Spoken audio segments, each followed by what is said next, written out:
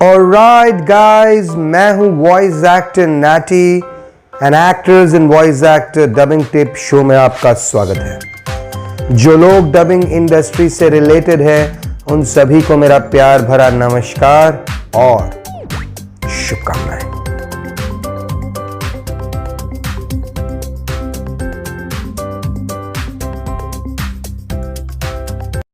Dubbing से related ही बात करूंगा मैं और आज का टॉपिक लेना चाहूंगा बजट।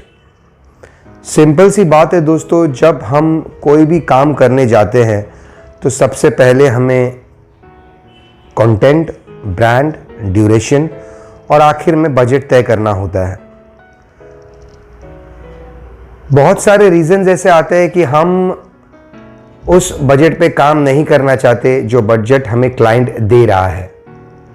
फॉर एन एग्जाम्पल, हम काफ़ी वक्त से एक ही बजट में अगर एक क्लाइंट के साथ काम कर रहे हैं तो ऐसा भी मौका आता है कि जब हम कहते हैं कि थोड़ा बजट बढ़ाइए। मैं डबिंग और वॉइस ओवर की बात कर रहा हूं। क्लाइंट इसीलिए बजट नहीं बढ़ाता है क्योंकि उसके पास ऑप्शंस होता है कि अगर ये वॉइस एक्टर मेरे बजट में काम नहीं कर रहा है तो मेरे पास और भी ऑप्शन है दूसरे और वॉइस एक्टर्स को प्लेटफॉर्म पे या पाइपलाइन में लाने के लिए। लेकिन दोस्तों, अगर हम कंसिस्टेंसी से काम कर रहे हैं, अगर हम 10 काम कर रहे हैं, दिन में 10 स्टूडियोज में जा रहे हैं या 5 स्टूडियो में भी जा रहे हैं, तो हमारा बजट रोल होता है। अगर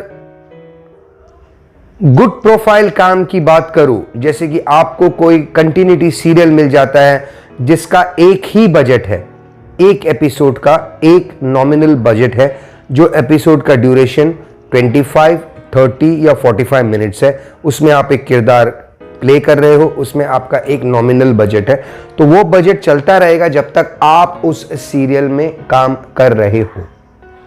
फ्रीलांसिंग मूवीज की अगर मैं बात करूं तो फ्रीलांसिंग मूवीज में बहुत बार ऐसा होता है कि हम इंसीज करने जाते हैं, यानी इंसिडेंटल कैरेक्टर्स करने जाते हैं तो हमें एक नॉमिनल बजट मिलता है। अगर हम कैरेक्टर करने जाते हैं तो कैरेक्टर का एक बजट होता है। अगर हम लीड करने जा रहे हैं तो उसका भी एक बजट होता है। लेकिन ऐसे भी होते हैं जो लोग एक ही कम दाम में आपसे काम कराना चाहते हैं। इससे में और ऐसे में क्या होता है दोस्तों कि उस नॉमिनल बजट को लेकर हम सोच में पड़ जाते हैं कि अगर हम नहीं जाएंगे इस क्लाइंट के पास तो हमें वो नहीं बुलाएगा। इस डर से हम उस क्लाइंट के पास जाते हैं। तो इट इज वेरी सिंपल दोस्तों, आपकी आवाज है जो आपकी एक शॉप है, आप नेगोशिएट कर सकते हो, लेकिन जब आपको पता होता है आपका काम तभी आप हल्का सा नेगोशिएट कर सकते हो। क्लाइंट को बोल सकते हो कि थोड़ा नॉमिनल बजट आप बढ़ाइए, रिक्वेस्ट कर सकते हो, प्यार से भी बोल सकते हो।